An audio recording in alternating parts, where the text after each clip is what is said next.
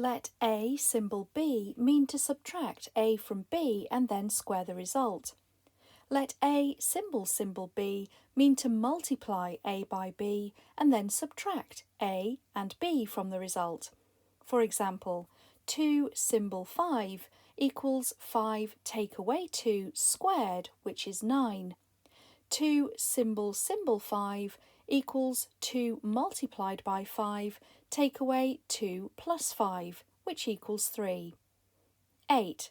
What is the value of 5 symbol 8 multiplied by 1 symbol 6? Firstly, let's calculate 5 symbol 8.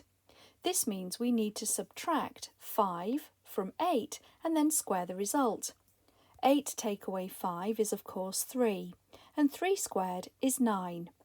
Now we calculate 1 symbol 6.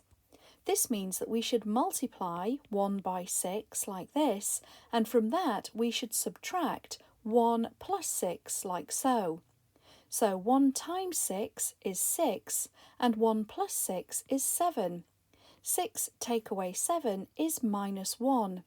So now we need to calculate 9 multiplied by minus 1.